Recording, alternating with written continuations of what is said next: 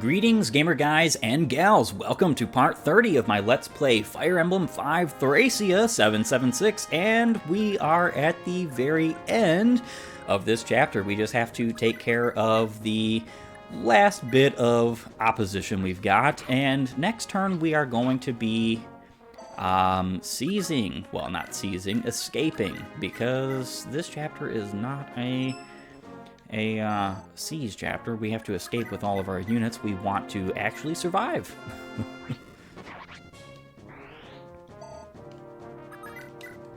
Olwen, okay, does have Thunder in the next lineup, so we don't have to worry about her accidentally using Dire Thunder, which is good. I would not like that. What we can do, rescue you, take you, and drop you. Everybody should be within range of being able to escape next turn. So that is my hope.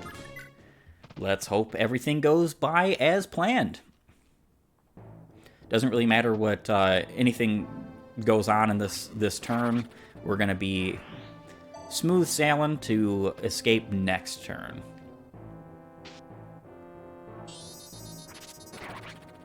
Very nice crit, Marita. I am very pleased with the overwhelming majority of my characters here. Marita actually doesn't need her scrolls anymore. She's going to be dropping those off to another unit. What Marita wants now is she wants all of Leaf's scrolls, but Leaf still has a bunch of leveling to do, so we're not going to worry about Leaf obtaining those scrolls quite yet, as it would be nice if Leaf were to get his last 5 levels before he needs promotion. Now, he's quite a bit off of being able to promote, so there's that. His promotion is late in this game, but because of the Light Brand, and because of the Kingmaker, and because of the way he supports all your army, and ooh, that's not good.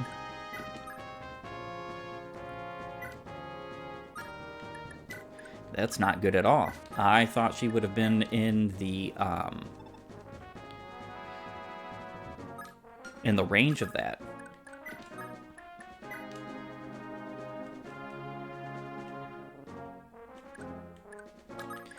All right. We'll put Marita here, and we'll put Leaf here. So we have to wait one more turn. But yeah, so we want Leaf to get his last 5 levels with those scrolls so he can get some good old magic, because that's exactly what he needs, is magic. And he's not getting it enough. Come on, Leaf, come on, you can do it. I know you can do it. You've got a 45% magic growth right now. I would like it if he got even just up to 10 magic would be nice. Maybe even just 8. 8 magic would be incredible too.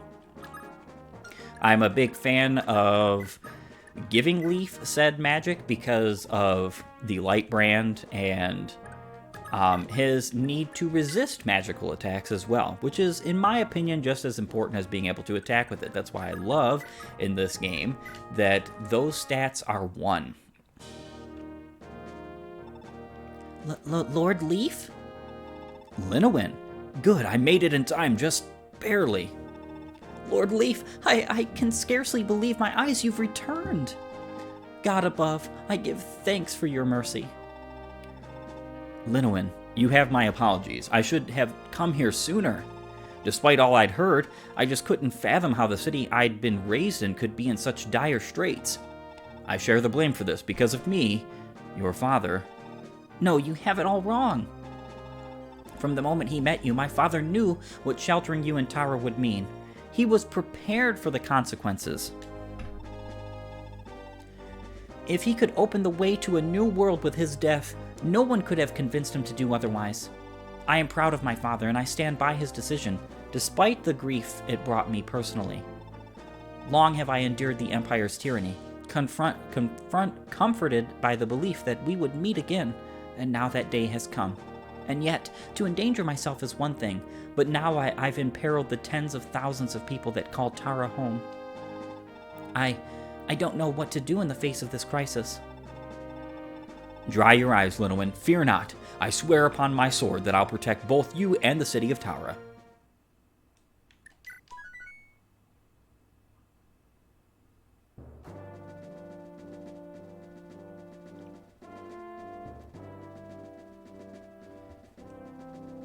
And this is chapter 14. An incredible chapter. It's the first defend chapter in the series, I believe. And it is a wildly difficult one if you play it wrong.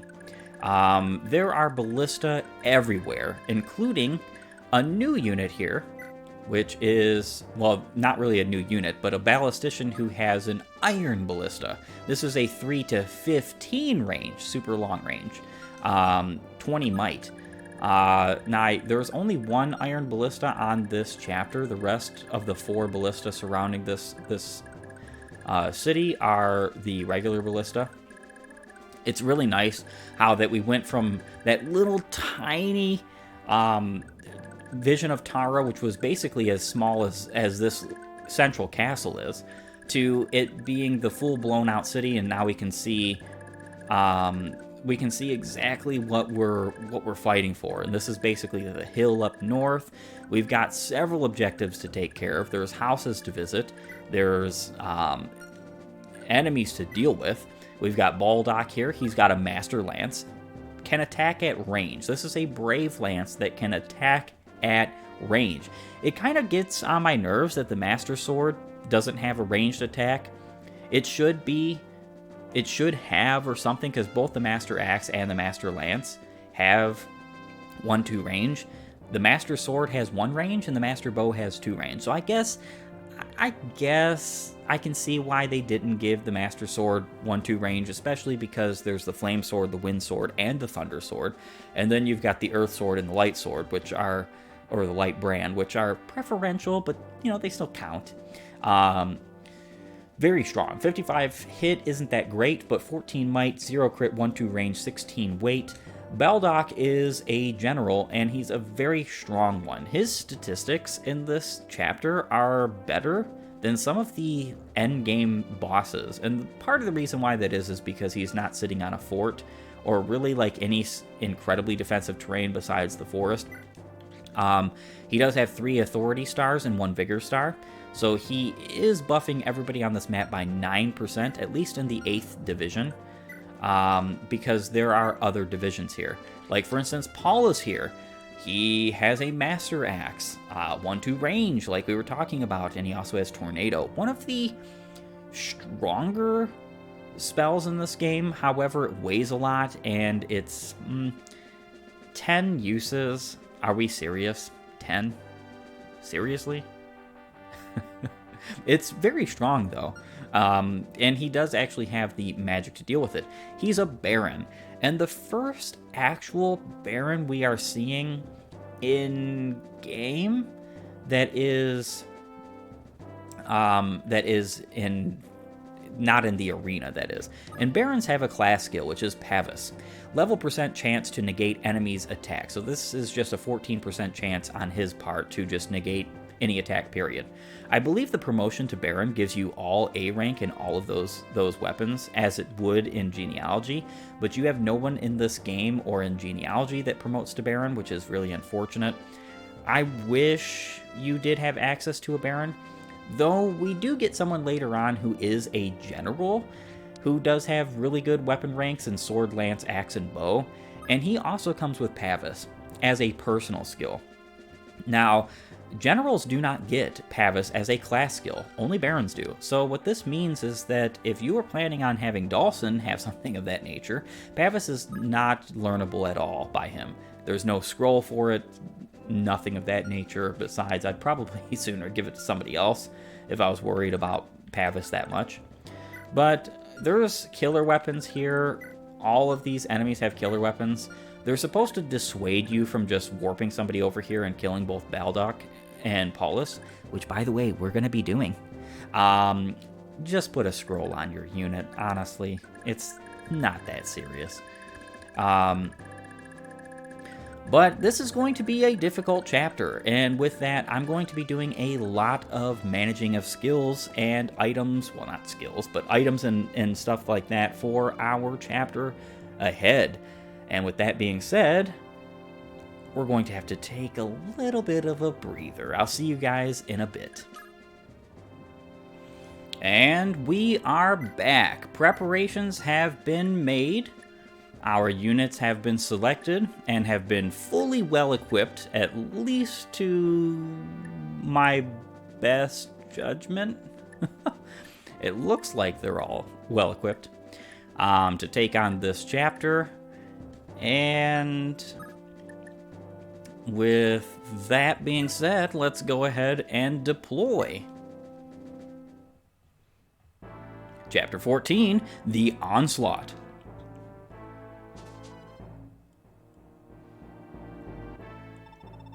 Where's List? I don't see him anywhere. I bring word of his fate. He charged into battle early and was defeated by the rebels. Right now, he's either dead or in chains. The poor sod, I almost pity him. If I may speak freely, sir, List brought it upon himself when he disobeyed your orders. I'm not so sure of that. I was opposed to this whole plan, and now my hesitation has cost a great many soldiers their lives.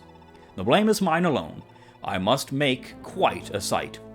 The great Colonel Paulus reduced to an old man whose glory days are long past him. Go ahead and laugh, Baldock. Colonel. But I cannot allow myself to hesitate for one moment longer. I am a knight of House Frege, and I have a duty to uphold. Will you lend me your strength, Baldock? Of course, Colonel Paulus. I await your orders. What's more, the main body of the 8th Division has arrived. With your permission, we'll begin our assault at once.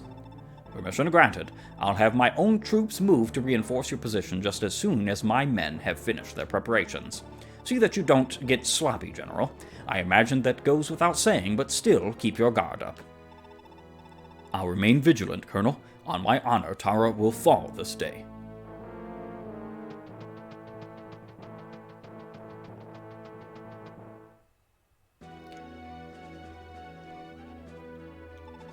It started, Lady Linowin, and so the Empire brings the full weight of their army to bear against us.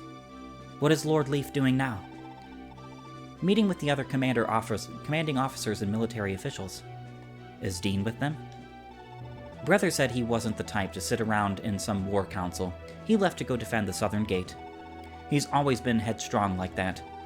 Heh, that much I already knew. When I was a small child, I was often told the story of Dain, the legendary Draco Knight. Dean always reminded me of him, flying freely through the skies, untroubled by the world's petty squabbles. He's a towering man, true, yet he's still gentle in his own way. And above all, he is a master of the skies, undefeatable in battle, just like Dain. I think you've been misled, Lady Linowin. My brother is not the exemplar among men you believe him to be. I beg to differ. He's not perfect, granted, but had he not come to my aid, my spirit would have been broken long ago, and I would be useless to the city now. After my father was killed, the ducal mansion was seized, and I was forbidden to even set foot outdoors my own home. For 2 years, I was kept prisoner in mine own home. And for all that time, the wretched governor sent by the Empire interrogated me about Prince Leaf's location. To this day, just the thought of that disgusting man is enough to make my heart stop. Dean, he saved me from that. After the deed was done, he protected me from the Empire's assassins. And when my grief felt too heavy to bear, he was always ready to bring a smile to my face. It was strange. I always thought he must have been a renowned sellsword, but he always laughed it off. Never would I have suspected that he answered to Lord Arion himself. There's more to it than that. His Highness Prince Arion was worried sick about the crisis unfolding in Tara, and secretly arranged for Dean to rescue you. I remember Brother being so honored by the trust His Majesty had placed in him. I've never seen him happier. But it wasn't without its cost. To preserve the secrecy of his mission, Brother had to make it look like he'd simply deserted from the army. Lord Arion really went to such lengths? His Highness was caught between a rock and a hard place. He couldn't leave Thracia, but he couldn't sit back and let his own fiancée die. His Highness seemed deeply tormented, openly so, during the whole ordeal. But fear not, Lady Linowin. Dane and Niorn have borne witness to your compassion and grace, and they will not forsake you. It's time. I need to set off for the front lines. Please, milady, wait here and stay safe. Have faith that we will be victorious this day. Alright, so we get 2 new units. I think it would be a wonderful opportunity for us to go ahead and first take care of what I consider the weaker of the two, by a landslide. Edda, she's a Draco rider, so she's unpromoted. Level 5, so she's got a long way to go, but she's one of those units that can be pre-promoted, or can be early promoted. Everybody in this game can. Hint, hint.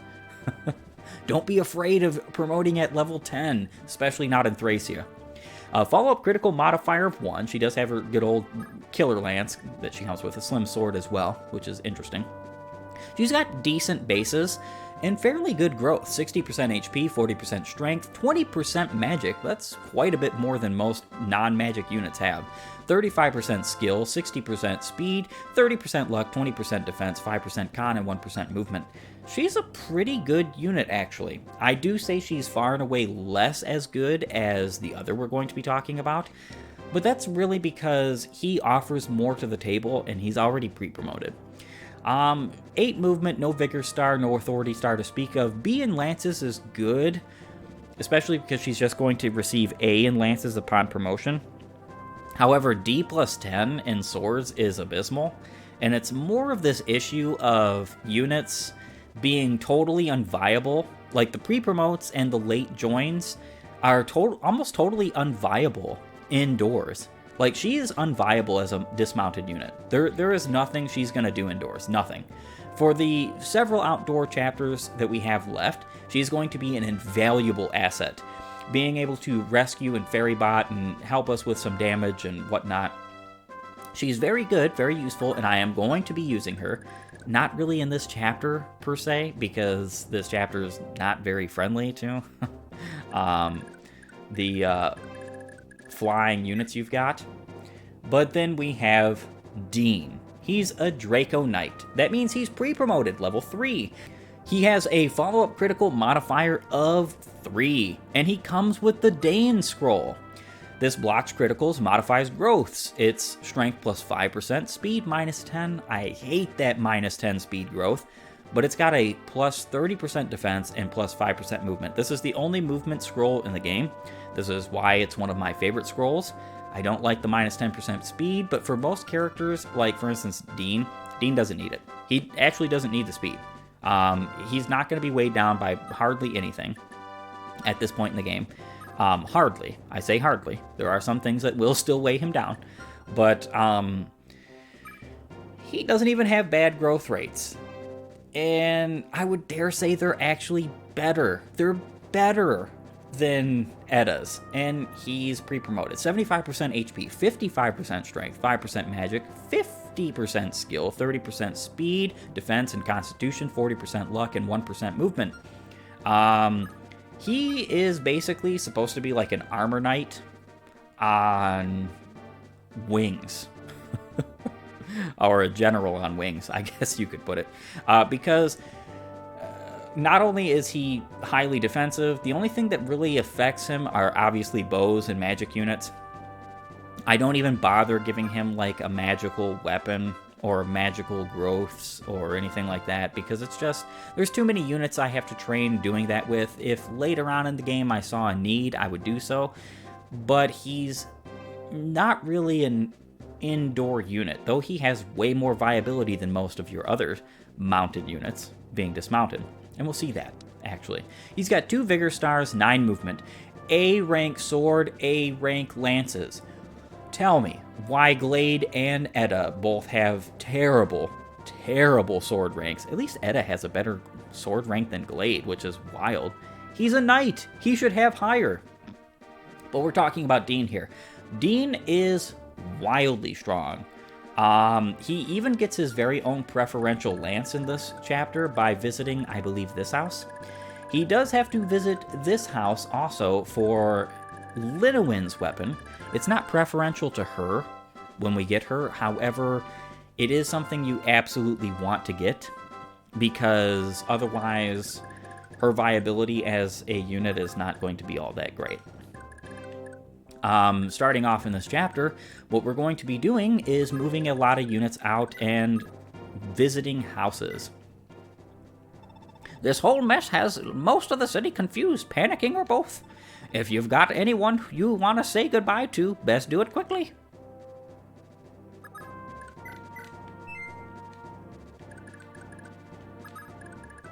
Alright, we can put you right there. Most of these houses don't give you anything. They are here because if you visit them, the red houses that is, the more you visit, the more stamina drinks you're going to get in Chapter 14X. And you have to visit, I believe, at least 3 of them in order to get any stamina drinks, period. I don't quote me on that, but I'm pretty sure that's exactly how that works. Alright, so can Dean move here? No, he can't.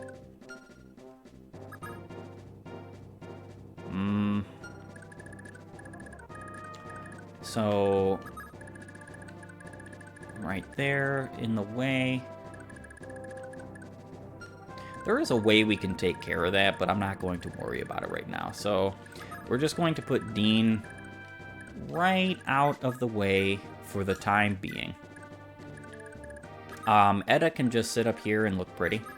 That's all she's going to do because we're not using her in this chapter. Very glad that we obtained her, but we're not using her. Alright, we're going to visit this house. What's going to happen to us? If we packed up and moved to a different city, would we be able to live more normally? No, I doubt it, actually. This is... We're surrounded by the Empire everywhere. I can't take this anymore. I just want to be somewhere far, far away from here. Each and every house that you visit corresponds to a child that you will be able to rescue, or not, yeah, rescue and allow to escape in Chapter 14X. And each child that escapes gives you a stamina drink. So this isn't a free stamina drink. You actually have to work for it more than just getting these houses, which is unfortunate, but, you know, it's oh well. There is an arena here, but I don't actually intend on using it whatsoever. There's a supply here, and then there's a house. You have to have Nana visit this house in order to recruit the character we're getting out of this. Oh, ho, ho, ho. I like what I see. I'll clear my whole schedule to make time for you, darling. I beg your pardon? What's the meaning of this? You see, hun, this is my last night in town. Would that I could make love to all my admirers, but alas, I'm only one man. Ouch! Hey! What did you hit me for? What are you thinking? All the people of the city, young and old, are fighting tooth and nail for Tara. But here you are, already halfway through a bottle of wine before noon. Have you no shame? Well, first, it is past noon. Second, hey, sweetheart, don't get that pretty face all wet with tears. Oh, all right, I get it. I suppose I can lend you a hand. Just remember that I'm a lover, not a fighter. This body of mine, enchanting as it may look, isn't built for heavy labor. Alright, we're gonna move back on the arena. And we get our third and final new unit of this chapter. He's a Bard, Homer. He has a follow-up critical modifier of 5, one of the coveted few, and he has the very first light tome we get in this game. Basic light magic, high critical hit rate. This is the most basic light magic. E rank, 75 hit, 9 might, 20 crit, 1-2 range, 6 weight. This is wildly strong. I'm going to be giving this tome to Safi whenever I can, and he also comes with a stamina drink. If it wasn't for these two things, I wouldn't even bother recruiting him because not my cup of tea. 65% HP, 0% strength, 40% magic, 70% skill and speed, 55% luck, 15% defense, 10% con, and 3% movement. I Don't like how previous patches try to paint this guy as something a bit more perverse than he is, but luckily for us, this patch has that fixed. Now, he has 1 Vigor Star, 6 movement, and he comes with Paragon, doubles experience points gained by the user. He has E rank in Fire, Thunder, and Wind, and a D rank in Light. He's supposed to be like a light sage, which is cute, considering that there's hardly any light tomes in this entire game. So it's almost kind of super trivial and pointless, if I'm being honest. We're just going to keep on visiting houses. First here. I came to the city to escape the rule of Thracia and the Empire. If Tara falls to either of them, there's not much point in the city still existing. These people are all doom and gloom. Now, we do have an armory and a vendor here. I will probably show what those have, but there's not too much here that you're not going to be able to already have or obtain, but Tara is going to be one of the last places in this game where you're going to have a reasonable access to an arena, to armory, or a vendor. I strongly recommend that if you are not prepared, or you think you're not prepared, that you get prepared. We're going to be putting Parn here. So he's in the range of both of these ballista. He's going to be taking a hit from each per turn, and I think that's perfect. We're also going to use this Ensorcel here on Tina.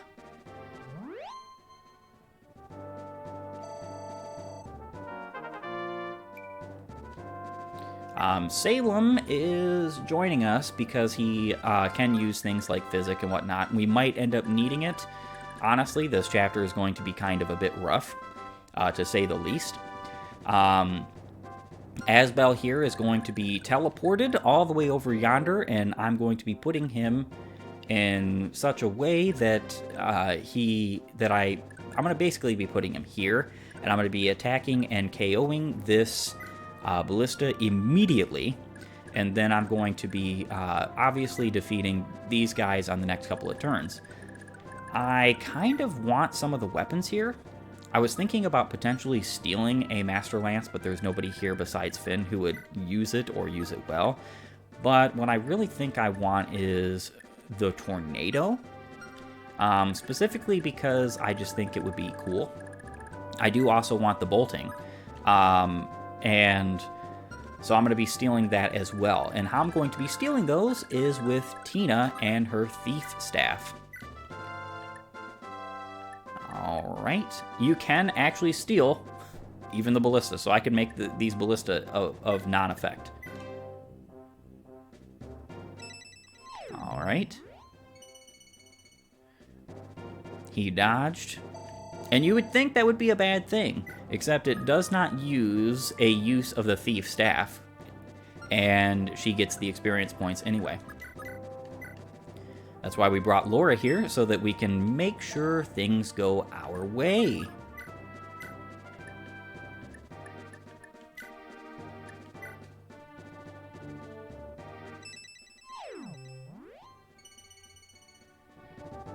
And I believe that was a successful tornado steal. Yes, it was. Awesome. We can trade that tornado off of you, and we can even give it to Asbel. He can't use it right yet, which doesn't really matter. I guess since he can't use it, we're just going to leave it on Selfina. One thing we will be doing is warping Asbel all the way over here. These enemies need to be taken care of immediately. Absolutely immediately.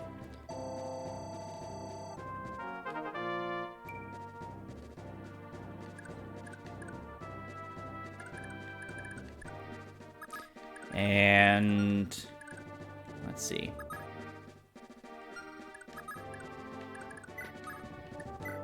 Kingmaker is equipped. Perfect. Now what we can do is attack with the Wind Tome on our ballista here. We're actually doing enough damage to one shot. Nice. And then we have to do a lot of hoping and praying that Asbel does not die. Because that boss down there, Paulus, has a Master Axe.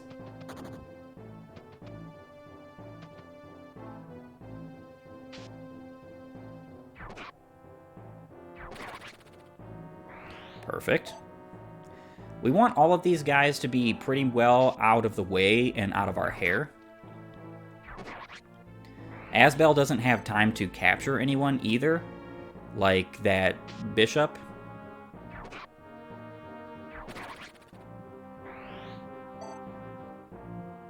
He shouldn't be attacked at all by the bishop because the bishop's not going to do anything against him. Like, even with bolting, he would just do nothing. He'd have to get a crit, and he can't do that because Asbel has a scroll. And yes, I am definitely holding down the A button to get these guys moving. Now, Baldoc's group down at the south, with that big line of armored axes, he has that same AI we saw a while ago where he has a 50% chance to move every turn. You kind of want to hope that he doesn't move at all. And the reason being is because if he does not move, then you don't have to worry about him as soon as, you know, you would if he were to move forward as fast as possible. He is kind of a tough cookie. And if you don't have the right unit, you are going to suffer some losses.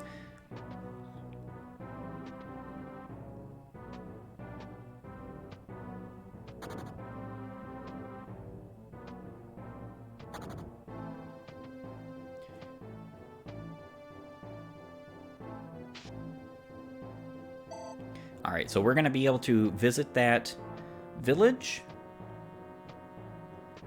and fly south. So, this is how I'm to die. Well, at least you know.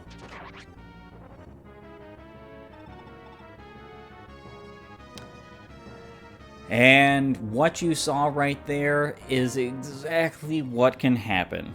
Looks like we're going to be resetting. This is what, though, I will say this, even though there's the chance of this occurring with Asbel, the issue is it's still worth trying. We're just going to have to reset. However, this is, I believe, the perfect time and opportunity for us to go ahead and call this episode. I want to thank you for joining me. If you like my content, please or upvote and follow, or like and subscribe, depending on your platform. And while you're at it, have a great and glorious day gaming. Hopefully Asbel has a great and glorious day living next time when we do come back for more. I'll see you all later.